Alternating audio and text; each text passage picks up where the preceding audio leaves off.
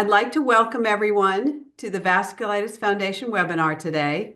I'm Kathy Olewski, the host for the Vasculitis Foundation's educational webinar series, and I'm also a patient living with MPA vasculitis. These webinars are part of the Vasculitis Foundation's commitment to patient education, and we would like to thank our sponsors, AstraZeneca, Amgen, and Novartis, for supporting these webinars. Today's webinar is an overview of urticarial vasculitis with Dr. Galen Folk.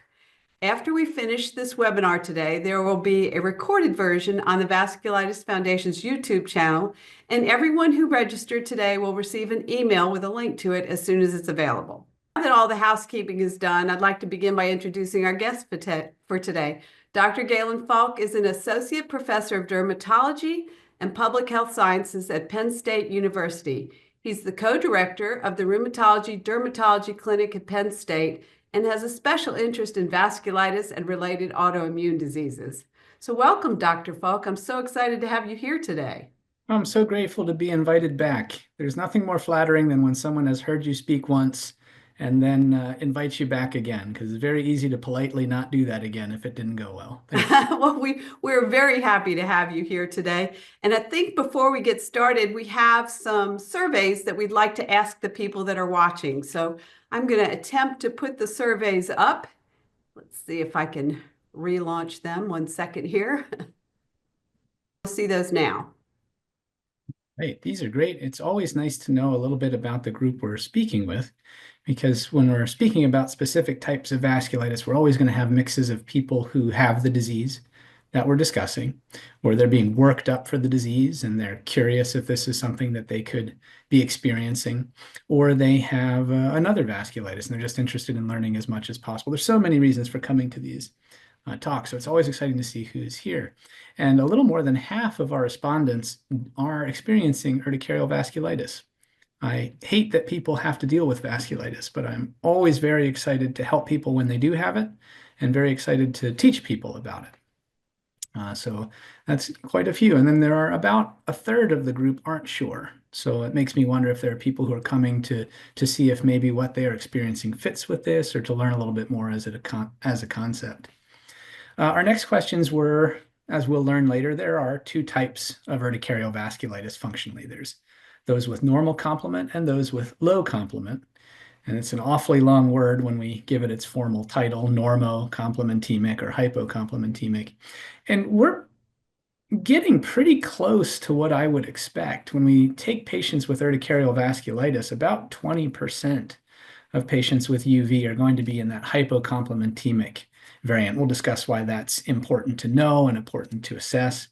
And so we have about 13% of you that are experiencing that, which makes sense. That number is going to be a little bit lower than 20 because there are folks here that are still learning what they have or just here to learn.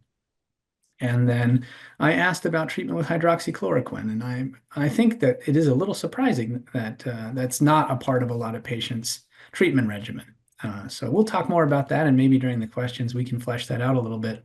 Not surprising in a bad way, but I would have expected that to be a little bit closer to half and half. But there's lots of reasons for that. That's not a bad thing. So thank you, everybody, for participating. It helps me know what we're looking at. It's fun to have everybody involved in this.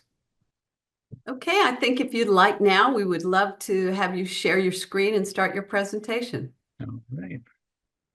Let's put my technical skills to the test here. Right. Hopefully we can do it twice in a row, Kathy. How do we look? There it is. Great. Excellent. All right. Well, I am so grateful to get the opportunity to talk to this great group again. As I mentioned, I wish that vasculitis would go away and no one would ever have it again. But while we are dealing with it, it is such a privilege and a pleasure to get to help people that are dealing with it. And there's lots of ways to help. I help in clinic, and I try to increase knowledge and understanding of the disease, both among people who are experiencing it and people who treat the disease. Knowledge is power, and the more people that know more about vasculitis, the more we can do to improve lives. So very grateful to get the opportunity to talk about this. I was asked today to talk specifically about urticarial vasculitis, which I think is just getting better understood over time. We're seeing, it's one of these interesting diseases where we're hearing about it more. And I wonder if we're hearing about it more because people are knowing more about it and more able to diagnose it. That's an area that we have to do some research on. But there are lots to talk about here. So I put together an overview of the disorder. Kathy asked me to keep this to about 20 to 30 minutes, so we have some great time for conversation afterwards. So I look forward to any questions.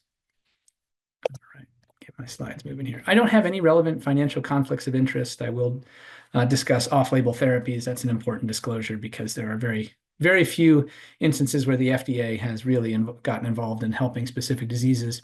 Urticarial vasculitis is what we call an orphan disease, more or less. I have in the past consulted for AstraZeneca, which I only mentioned because they sponsored this. That was for lupus research, unrelated to what we're doing here, and that was quite remote.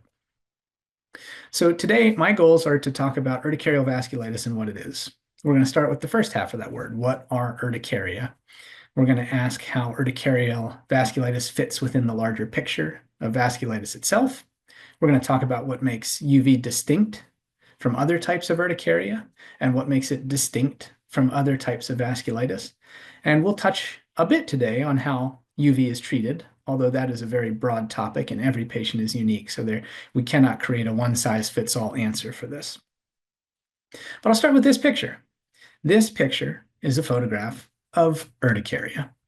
In dermatology, we have our own language to be able to describe things. Dermatology is very much a visual field. We're looking at things. We don't have to use the stethoscope to evaluate our organ. We don't have to do an X-ray to get a good idea of where inflammation is in our organ. We can see it. And because we can see it, we need a good language to help us classify what we see. Because if we can describe and understand what we're seeing, we can build a framework to establish the diagnosis.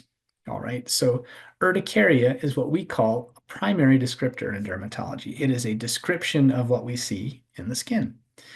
Urticaria are kind of colloquially called hives, but when we say urticaria, what we're referencing are raised areas of the skin that are really swollen with water. We use this phrase edematous to mean that it's swollen with water. And it looks like someone has injected water into the skin and inflated it. So we get this inflation. We get this kind of yellowy hue to the center of the spots. And then we get this kind of redness around the outside of it.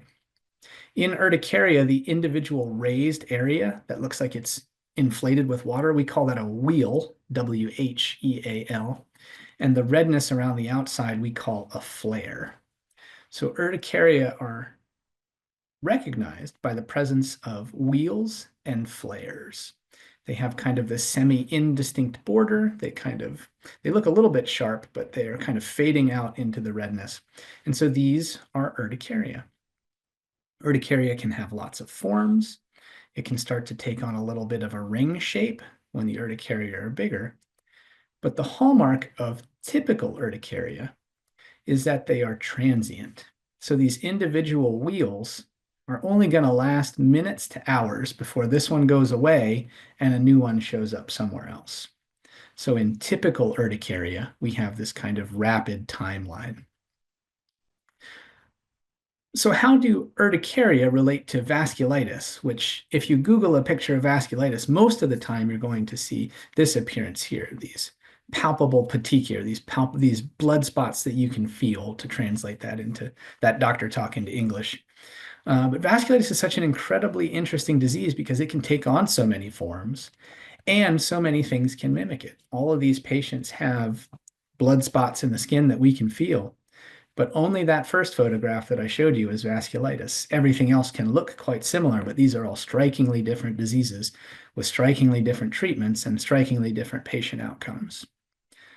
So what is vasculitis? In order to really get into urticarial vasculitis and to get to how we get to these wheals and flares, we need to understand what vasculitis is. And I think you all have a good understanding of this, but when we're talking about urticarial vasculitis, we're going to specifically zoom in on one category of vasculitis.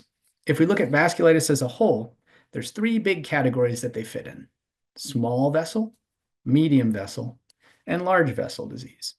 These categories are based on what size blood vessel is being attacked by the autoimmune process. Urticarial vasculitis is a small vessel disease. So if we look at the skin, this is a biopsy of skin. I drew this myself. It took 2 days. I made it in PowerPoint. I'm very proud of it. I spent way too much time on it. But this is a biopsy of the skin, a drawing of one anyway. And if we pull a core out of the skin and look at it from the side, we would see the outer surface of the skin up here, and then the living cells of the epidermis here, and the spongy connective tissue of the dermis, which is made largely of collagen down here. We hear a lot about collagen in beauty commercials and shampoo commercials, but in the body, collagen has many roles, but in the skin, it's this major component of the dermis. It makes it spongy, soft, and tough, holds together very well. Under that, we have what's called adipose tissue or fat cells. And then the last layer is fascia and muscle. Fascia is like this saran wrap that holds the muscles separate from the tissue above it, the fat. Blood vessels come into the skin from underneath the fascia, and they come up perpendicular, pointed right at the surface of the skin, and they branch very much like a tree. The vessel that brings blood through there is called the arterial. They branch into smaller and smaller versions, eventually becoming capillaries, and then these capillaries will loop around and enter into veins, and the veins have the exact same shape as the inflow side. They just flow back out. So I only drew the inflow side here. In small vessel disease, the autoimmune injury is occurring at the tips of the trees, up here at the tips. When the inflammation strikes, the vessels are damaged and they burst, releasing blood out into the tissues. And in those classical pictures of vasculitis, that's what we see. We see those little blood spots that doctors call petechia or purpura. The immune injury causes little microscopic amounts of swelling, and that swelling pushes up on the epidermis, and when we run our fingers over it, we can feel that swelling, and that's where that word palpable comes from. The vessels are injured by something called immune complexes. Immune complexes are bunches and bunches of immune proteins stuck together. Many of us are familiar with the term antibodies. The easiest way to look at this is it's a bunch of antibodies stuck together. When these things stick together, they become these big, unwieldy particles that don't dissolve very well in water. And our blood is mostly water. And so when things get cooler, or when things get more turbulent, or for lots of reasons, toward the ends of these trees, these large complexes become less dissolvable, less soluble in water, and they fall out of the precipitation. All right. And when they fall out of that solution, they drop to the lower areas of the body. So we do see small vessel vasculitis a little more often in areas that are lower to the ground, like the legs and feet. Those vessels burst. And when we look down from the surface, we can see these little blood spots. All right. These complexes dissolve a lot like, or it's a lot like when you put too much sugar in tea. I'm from the north. I lived in the south for a while. And when I moved down there and I got tea for the first time, I about did a double take because it was so much sweeter than I'm used to, and there was about an inch of sugar on the bottom of it. We're all familiar, if you put sugar in tea, you can dissolve it up to a point, and then it stops dissolving and it'll drop to the bottom. It's exactly the same thing with immune complexes. All right, so traditionally, those things dropping toward the bottom will result in vasculitis like we see in this picture. But that's typical small vessel vasculitis. We're talking about urticarial vasculitis. Why is it different? How, instead of this, do we get something that looks more like this? And that's what we're going to change gears and talk about. All right, we've got the foundations of what we need to know to really understand these processes. Let's talk about how we get there, and let's talk about it in the context of a patient from clinic. All right, this patient has urticaria. All right, we see urticaria on the skin. This is a 39-year-old gentleman who comes in, and he tells me he has hives, and they itch. He tells me that these individual spots, they last for a few minutes to a few hours. They don't affect the pigmentation of his skin whatsoever. In patients with skin tone like mine, I'm always asking, does it make your skin tone darker? In patients with skin tone like this patient, and we might be asking, does it make your skin tone lighter? This patient, neither of those things are happening. It's been going on for a week, and he tells me that he had a respiratory infection last week. It resolved, and then he started developing these. In medicine, HX means history. Sorry, these are doctor words. I should have translated that. ROS means review of systems. That's when your doctor starts asking you questions that seem totally unrelated to what you showed up for. So this patient showed up for a rash on his arm, and I'm asking him if he has belly pain or if he has blood in his urine. So that's when your doctor is doing that, they are performing the review of systems. So when I perform his review of systems, he's got no joint pains. He maybe had a fever when he was sick, but he doesn't have any fever now. He's got no breathing issues. He's not got no belly issues, no eye issues, no numbness, tingling, weakness, anything like that. BX means biopsy in dermatology language. So when I get sent a patient by another provider, very often they're asking me, do I need to do a biopsy to understand this? And this patient, I don't need it. I've got wheals, I've got flares. The individual urticaria show up and then go away in minutes to hours. There's no pigmentary change. This patient feels fine. He has a great history. I don't need to biopsy this patient. I know what this patient has. This patient has typical urticaria. Because this patient's urticaria are less than 6 weeks, I will call it acute urticaria. All right, these hives are itchy. The wheals move fast. We would change the name to chronic if he'd had it for more than 6 weeks, but he does not. Most urticaria is caused by some stimulus, but most of the time we can't figure out what that's from. It's probably a virus. There was some penicillin in the milk. The patient started a new antibiotic. We see a lot of urticaria after COVID infections. It's very interesting. And very rarely urticaria can come from food allergies. Shellfish are kind of the big one there. We treat these patients with antihistamines, and usually they do very, very well. Most urticaria goes away on its own. Chronic urticaria is a pain in the neck. It can last a year and a half, but eventually it usually goes away. Urticaria can take on other interesting forms. I kind of showed you those characteristic wheals. This patient has a little bit more of what we call annular or ring-shaped urticaria. This is a little bit of a different thing. This is a condition called urticaria multiforme. It's always a reaction to a medication or infection. And this is also caused by immune complexes, interestingly enough. I put this case up just to show you that urticaria can have different shapes. I showed you that patient earlier that was starting to form rings. This patient has a little bit more of a clear ring shape. But now, this is regular urticaria. We're here to talk about vasculitis. Let's do some contrasting. This patient comes into clinic, and she has a very different experience. She's 27 years old, and she's referred for hives. But when we ask her what she's experiencing, she doesn't say they itch. She says they hurt. These burn, and they sting, and they hurt. And when I ask her about an individual wheal, she says that has been there for 2 days, and they don't migrate quickly. Individual ones sit there. And it's a little bit hard to see in this patient, but she's got some pale brown marks forming in areas in the center of these rings and in areas where rings have moved on. So this is very different from our last patient. Our last patient's urticaria itched. Our last patient's urticaria lasted just a few minutes to hours, and there were no pigment changes in the skin. This patient has pain, the individual lesions last, and they cause pigment changes. So now that review of systems we talked about, I'm going to ask her questions about how she's feeling elsewhere.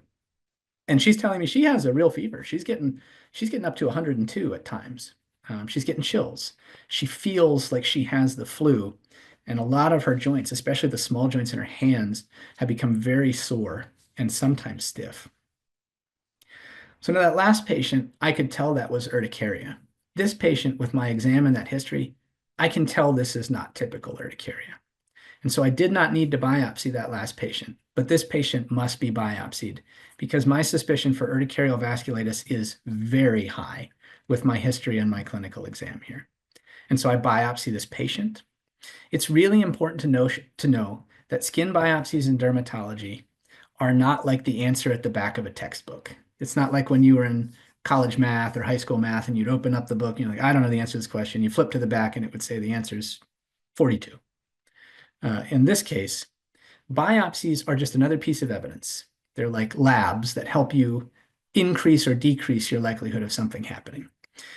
This patient had neutrophils in the skin and something called karyorrhexis, where the neutrophils, a certain type of white blood cell, they're blowing up and there's lots of little fragments of them. The microscope doctor that read this, he told me this was a condition. He thought it was a condition called Sweets, but that person hasn't seen the patient. I have. I know that this finding is not Sweets, but I know that that supports vasculitis as the diagnosis. All right.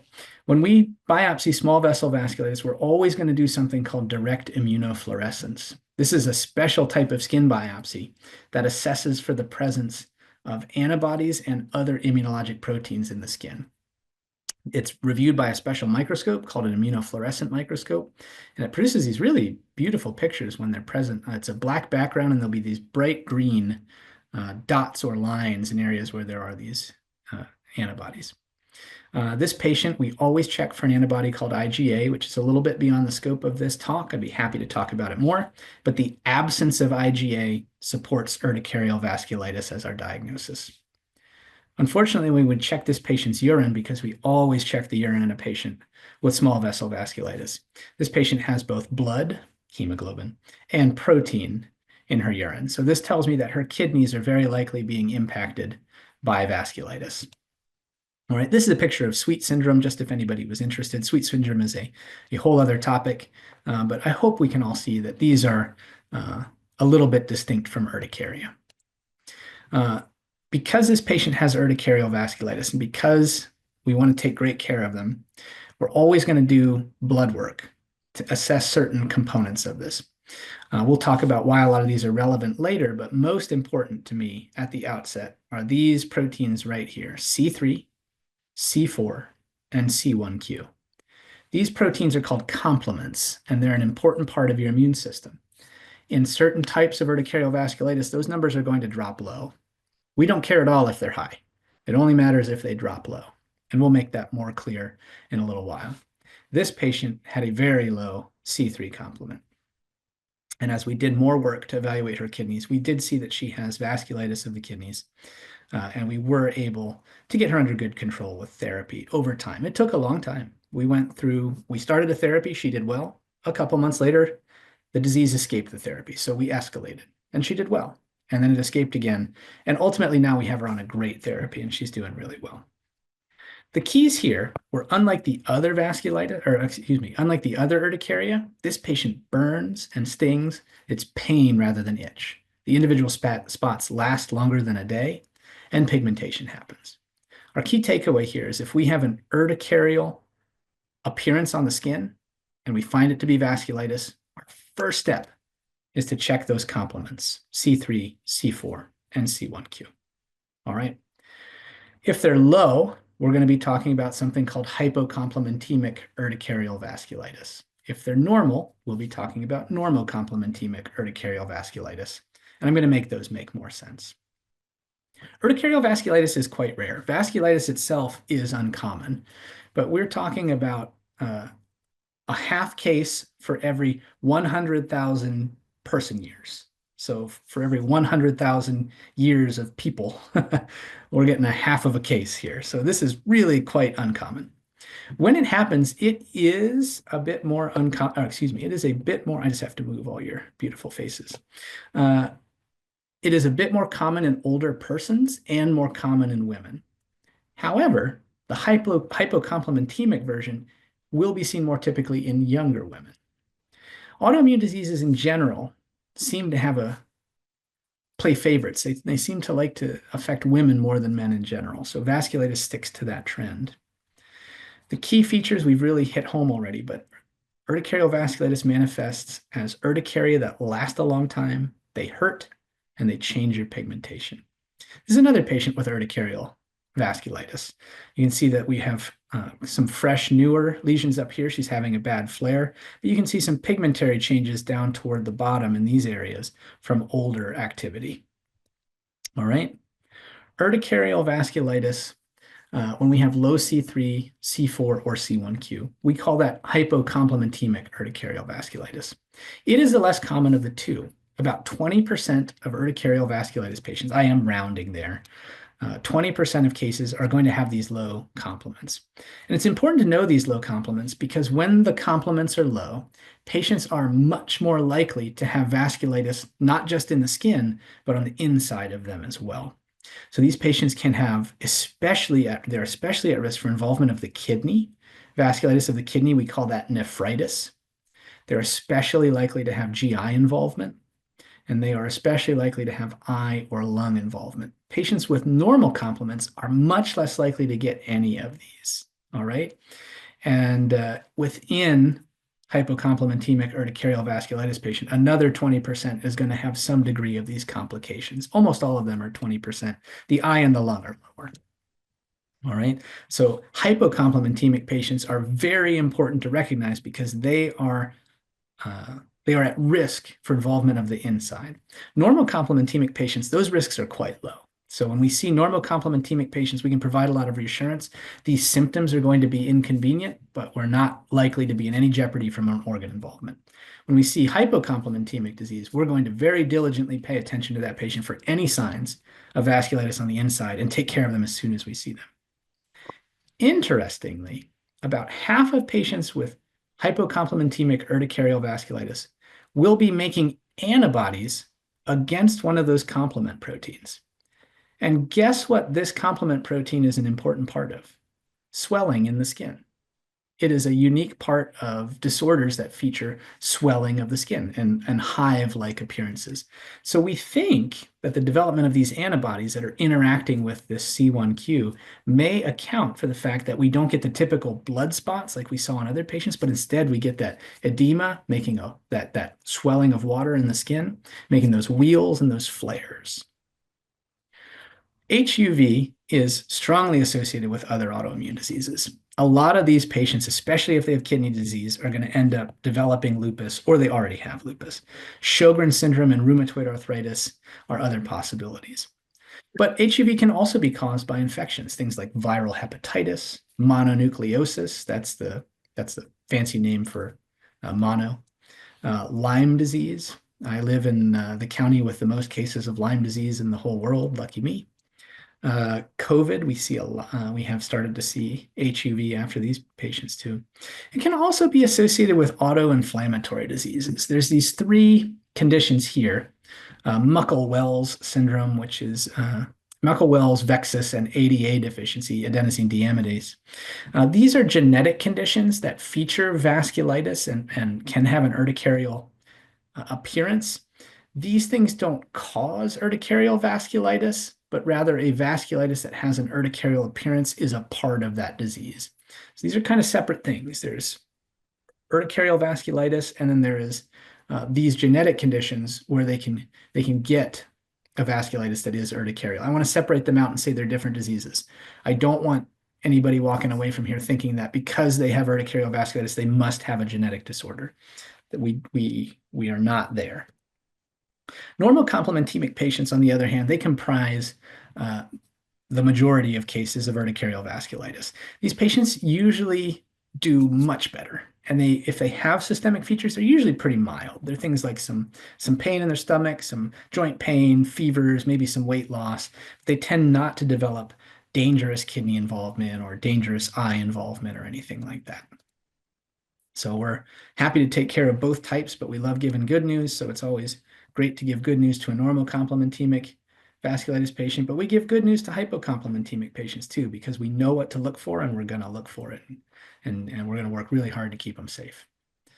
Urticarial vasculitis in general tends to respond pretty well to hydroxychloroquine. That's why I asked about that at the beginning. It seems to work better in these patients than other types of vasculitis, but not everybody is the same. I have lots of patients with urticarial vasculitis that tried hydroxychloroquine first and it did not work. Colchicine and dapsone are two of my favorite treatments for urticarial vasculitis.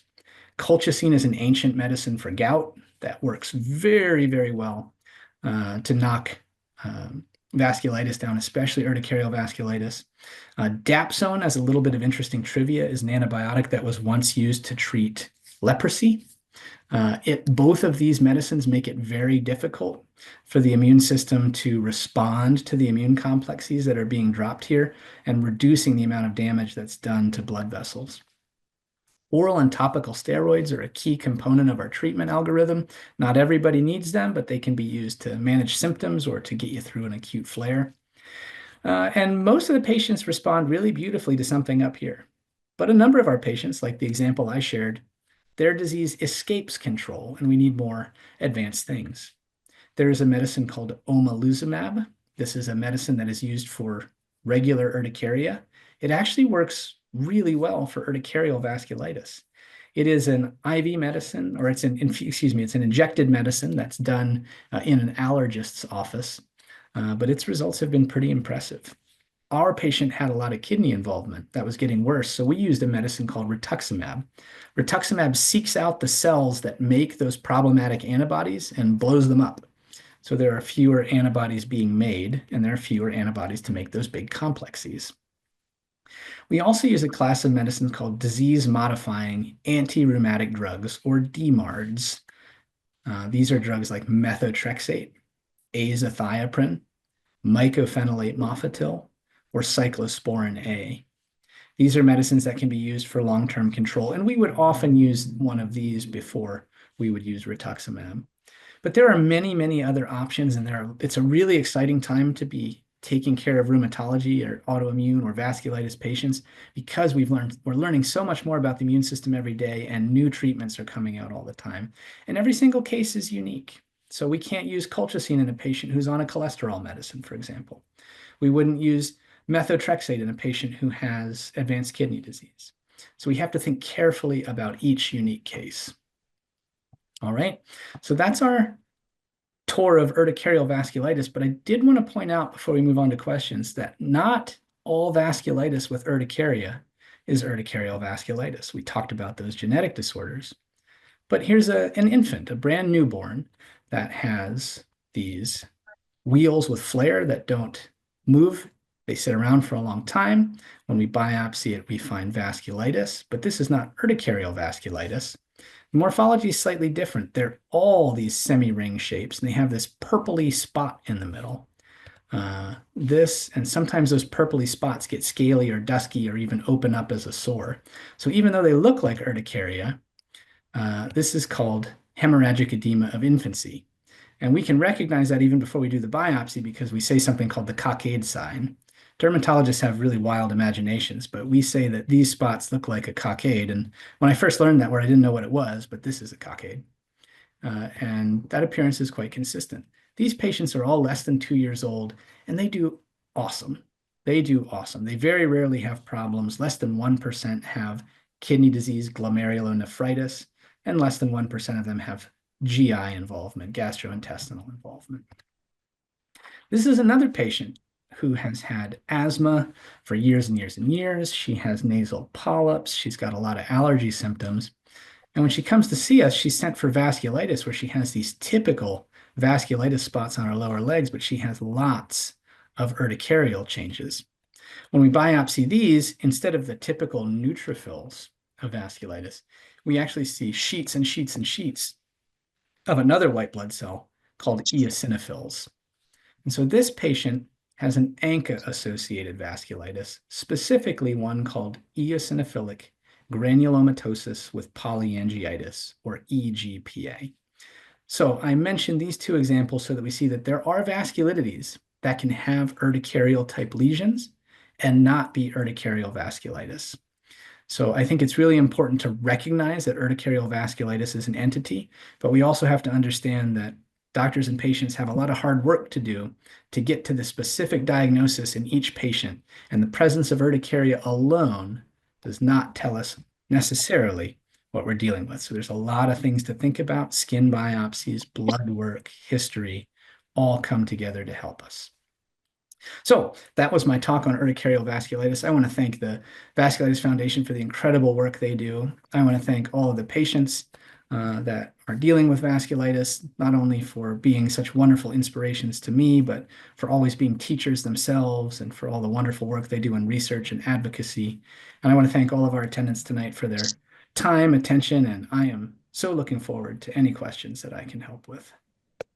Okay, great. Thank you, Dr. Folk. It was a great presentation. I learned a lot today. You can stop sharing now so that we can ask the questions.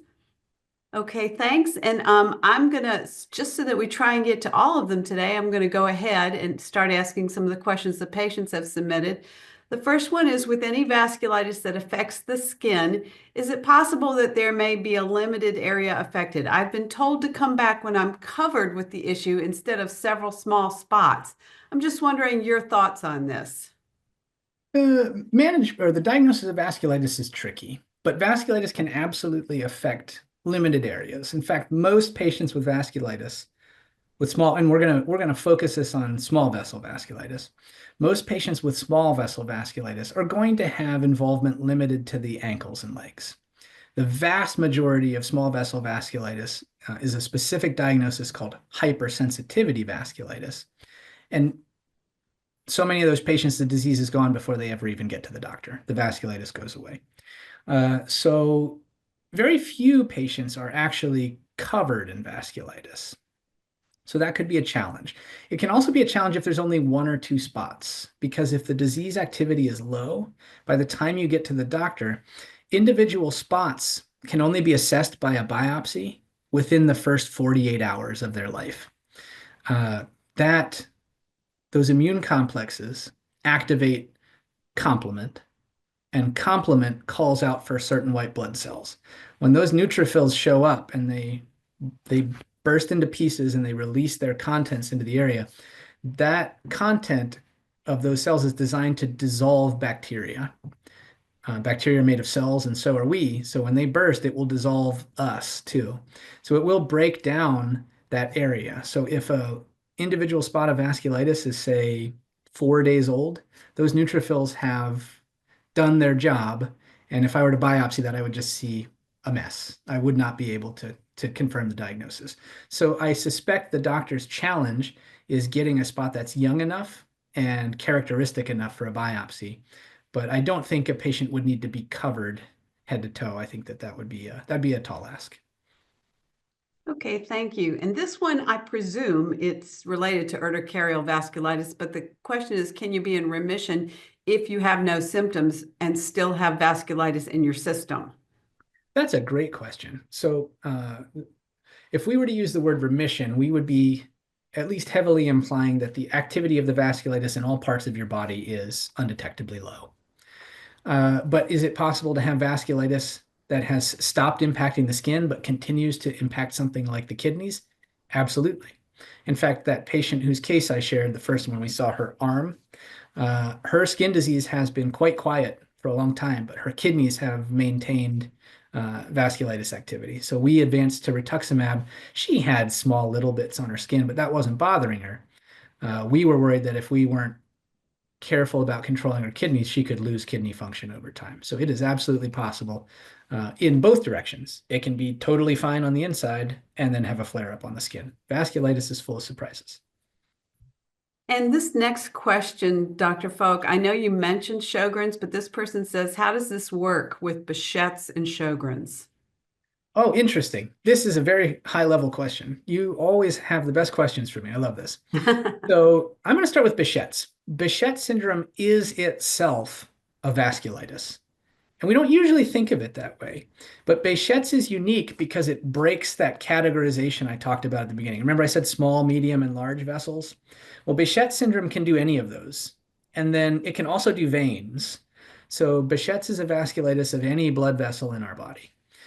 So how are those two related? Well, they are the same thing. Behcet's is a vasculitis. So you can see small vessel vasculitis, the little blood spots that we showed you great pictures of, but you may also see superficial clots in the veins, something called superficial thrombophlebitis. That's from inflammation of veins, and many other manifestations.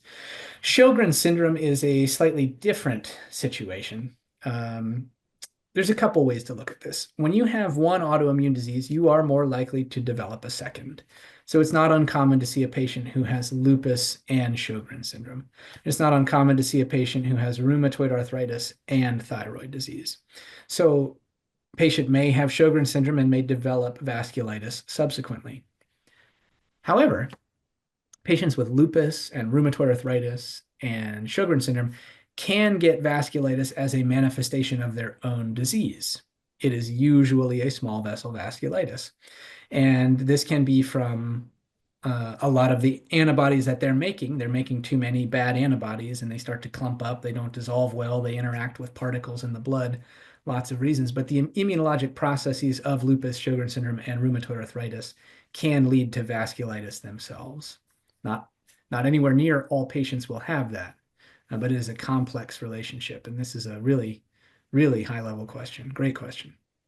We love our patients with their great questions. Absolutely. And here's another one. Can maternal exposure to rubella cause any of this? Wow, you all have your finger like directly on the pulse of the bleeding edge of research, don't you? I love the Vasculitis Foundation patients. Rubella is an interesting concept because we are learning about all sorts of unique things that it does to the immune system.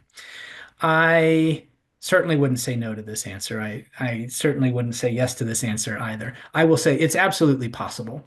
But rubella has, we have found out all the unique ways that rubella can wreak havoc on the immune system. And there's now a number of what we used to think were autoimmune conditions that we're now learning is just patients that weren't able to clear rubella out of their body. But that's a topic for another day. Great question. Okay. We are doing, I just submitted a paper on that like last week. That's very interesting. Okay. Well, we'll wait to see where it goes from there. Another great question. How rare is this in Black people? That's a great question. So we don't know. Urticarial vasculitis is uncommon enough that we don't have great, we call it epidemiologic data. Epidemiology is the study of what a disease is doing in a population, how many people, what parts of the world, et cetera. We do know that a lot of other autoimmune diseases seem to have a much higher incidence in Black populations. Lupus is a characteristic example of that. We are working very hard to learn that by studying these populations. The problem is at like a single hospital, you need thousands of patients to be able to reliably assess the incidence of this disease in certain populations. And when we're looking at 0.5 per 100,000, it would be hard for me to get that. So through collaborations and building of large data sets, we are trying to get to that answer. In fact, I'm going to write that down because I wonder if we have enough data in data sets to start looking at that. Good question. I suspect it's probably more common, but I don't know that for sure. Okay. Well, thank you for your information. This might be a little bit of a controversial question, but is there any more increase in urticarial vasculitis as a result of COVID, or do we know? So it's reported. Again, we're talking about a rare disease, but those of us that see this often, we feel yes. I saw a lot more during the high points of COVID. We saw a lot more urticaria during the high points of COVID, and I see a lot more urticaria and vasculitis still after that infection. So I don't have hard data to share with you. That's again, we need great collaboration between centers to learn more about urticarial vasculitis. Don't have a solid answer for you yet, but my experience leads me to suspect the answer is yes. Well, thank you. And at the end of our talk today, I will tell our fellow patients how research can impact some of these things, and how they can help. But in the meantime, can you discuss the difference between urticaria and panniculitis, if I said that correctly? Oh, you nailed it, Kathy, as always. Great question. So if we remember back to my diagram of the skin that I'm way too proud of, at the bottom layer, I talked about that spongy brownish material called adipose tissue or fat. Panniculitis is inflammation of that tissue. And that can be from any number of causes. So you can have panniculitis from autoimmunity, where the immune cells are attacking the fat cells and destroying them. You can have panniculitis from other causes, like a patient with pancreatitis. You are pronouncing everything right, Kathy, and here I am tripping over the word pancreas. Patients with pancreatitis can leak hormones that are designed to dissolve fat in our stomach, but they can leak it into the bloodstream where it can damage fat in the tissues in the skin. If patients hold a popsicle, we see little children that hold a popsicle against their cheek for way too long, and then they get panniculitis in their cheek. Fat cells are very sensitive to cold. That's why Cool Sculpt is a thing for people that want to lose or reshape their body. I don't know. I don't do cosmetics. I don't know how that stuff works, but they use cold because fat cells are sensitive to it. Lots of things can cause panniculitis. Vasculitis is autoimmunity damaging the blood vessels, and whether it's large named vessels like the aorta, medium vessels, or small vessels like we talked about today. But those vessels can travel through the panniculus. So when we look at vasculitis like medium vessel vasculitis, especially polyarteritis nodosa, it can be a little bit tricky to tell polyarteritis nodosa from erythema nodosum. That's a panniculitis related to a lot of things like inflammatory bowel disease and strep infections and oral contraceptive pills.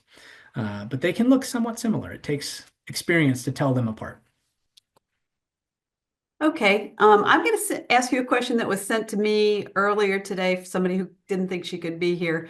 The patient has urticarial vasculitis. Said I did some exercises on my side. From that pressure, my hip, knee, and below were painful last night with a few red spots, but nothing major. Is it normal that pressure would cause this sort of sensitivity?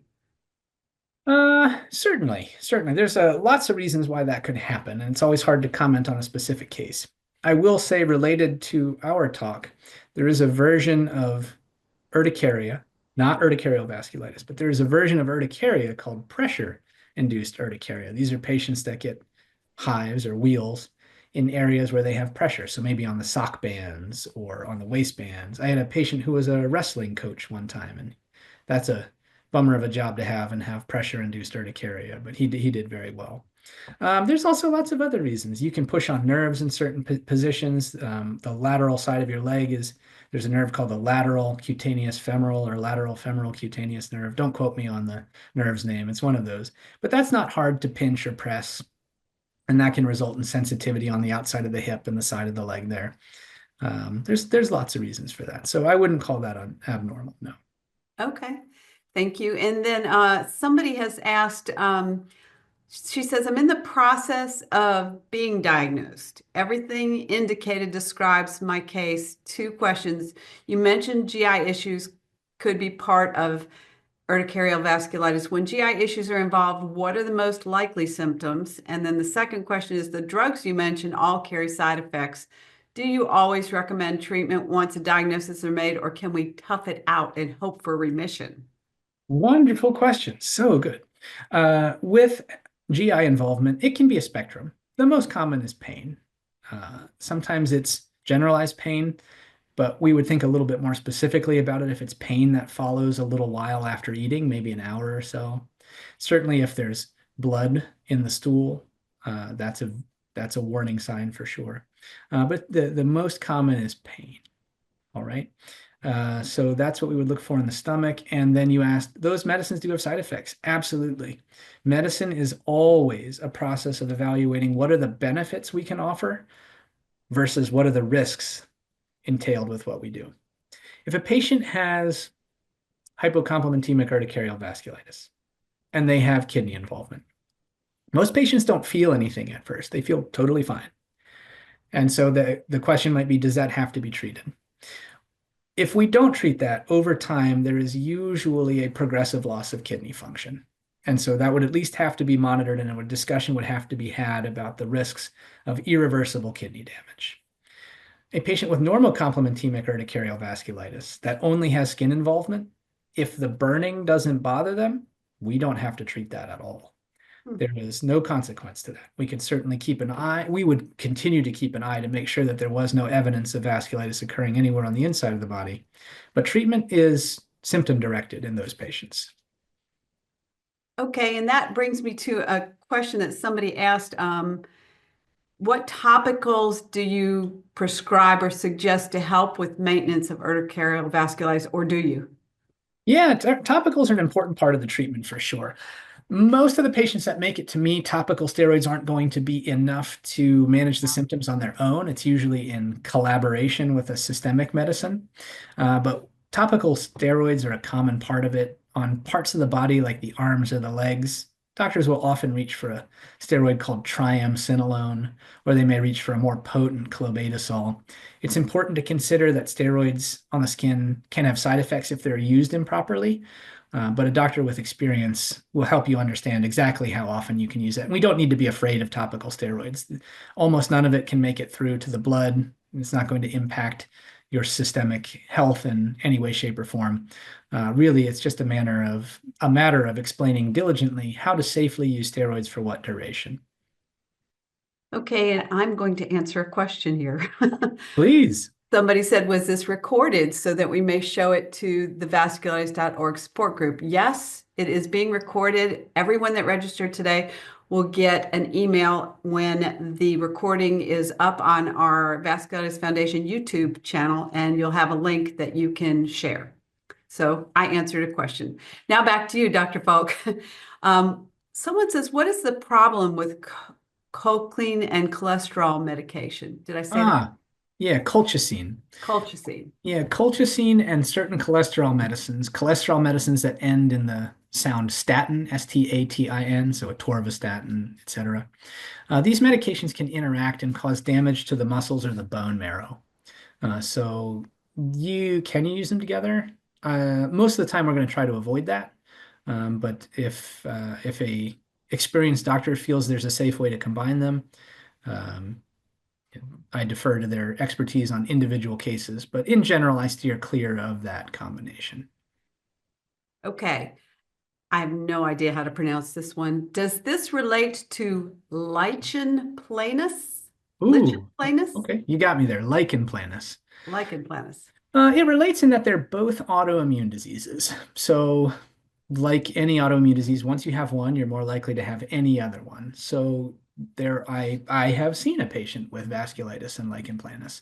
The patient had lichen planus in the mouth. Uh, it relates in that regard, but the relationship other than that is somewhat distant. They are unique parts of the immune system causing the problem. Okay. Interesting question. I have GCA and small vessel vasculitis. I also get transient rashes from lasting from a day or lasting a week and appearing primarily on my arms and my back. As you were discussing, by the time I get to the doctor, they'll be gone. But they also seem to appear in cycles. How can I assist my dermatologist in figuring out what I have? That's a great question. That's a great question. So giant cell arteritis is a large vessel vasculitis, and you have small vessel vasculitis at the same time. That can happen. We have one autoimmune disease, you can get another. Sometimes you can get two different types of vasculitis. I hate that that happens. It's important to note, too, that the unique aspect of my specialty, dermatology, and autoimmune diseases make all of the common dermatology things more likely to happen. So patients with rheumatoid arthritis are much more likely to get eczema than patients without an autoimmune disease. And patients with lupus are much more likely to get psoriasis than patients without an autoimmune disease. So it is entirely possible that these rashes coming and going on your back could be an eczema, could be a number of things, but they could be the vasculitis too. The back is kind of a weird spot for either of the two types of vasculitis that you're discussing, as long as you're a healthy person who's up and moving around quite a bit. The easiest way to help your dermatologist is a photograph. Dermatology is harder than it might seem to do from pictures, but vasculitis has a really characteristic opinion, and a good photo taken by somebody else, because it's very hard to take a selfie of your back, and we often focus it on the wrong things. But a good photo taken by somebody else, if you have access to someone else, can be really helpful for your dermatologist to at least have a 1,000-foot view of whether we need to be more or less concerned about vasculitis or anything else. Well, that's a great suggestion. I found this one really interesting. Can chemo and radiation cause urticarial vasculitis? Interesting question. Chemo and radiation in particular, I can think of a few autoimmune diseases that we see a little bit more likely from that, morphia being one, sclerosing disorders like lichen sclerosus instead of lichen planus. I am not familiar with any cases of chemo or radiation causing vasculitis, but small vessel vasculitis is well known to be caused by an underlying cancer. I would have to look and see if I can find. I take that back. There are chemotherapies that are called programmed cell death inhibitors or checkpoint inhibitors that are associated with autoimmune diseases, including vasculitis. So I take that back. I can think of a type of chemotherapy that is definitely associated with it. I would have to look and see if I could find any cases of radiation. I'm not familiar with any, but cancer itself is associated with vasculitis for sure. So. Okay, and we are low on time, everybody, so I'm afraid this is going to be the last one. We did our best we got a lot of questions in here, but this one is, do the eruptions that appear with urticarial vasculitis, do they ever crust over or harden, or are they always soft lesions? I wonder if these lesions are ever surgically removed. No, we would never surgically remove vasculitis because insult to the skin injury could precipitate more inflammation and cause more problems. Crusting over is unusual. Vasculitis can get so severe as to deprive the skin in the local area, a very small area, of blood flow, and that could cause cell death and an open sore, which could crust over. But that's on the less common side for urticarial vasculitis. Is it possible? Yes. But if I saw that, I would want to make sure that I'm thinking of the right entity in that case. Okay. Well, thank you so much, Dr. Falk, for all of your help and answering all these great questions today. We did have a few more, and we will do our best to find out those answers for the rest of you. But at this point, what I would like to do is just say thank you for spending your time with us today. And I'm going to also tell everybody a little bit about VPPRN. If I can, I do not have it on here. I thought I had it, so I'll just tell you all about it. And you can go to a website, vpprn.org, if you need to. It's if you ever wondered how you can have an impact as a patient in vasculitis research, the answer is to join the Vasculitis Patient Powered Research Network, which I was referring to as VPPRN. I'm a patient champion for them, and I encourage other patients to join. And all you have to do is complete their biannual forms. So this is the time of year when they are doing the forms. It started like January 15th, I think, and I think we have maybe another 30 days. And I can't tell you everything you need to know about them, but I can encourage you to learn more by visiting their website at www.vpprn.org. And it's a global patient registry, and patient data, that means your patient data, drives research in vasculitis and providing researchers with information about you. And your experience is key to advancing knowledge of vasculitis. And so, having said that, I would just like to say we'd like to thank the Vasculitis Foundation for hosting these medical webinars. We'd like to thank Dr. Folk, and we would like to thank our sponsors, Amgen, AstraZeneca, and Novartis. And thank you, everyone, for joining us with your great questions today. Thank you again. Thank you. Bye, everyone. Good night.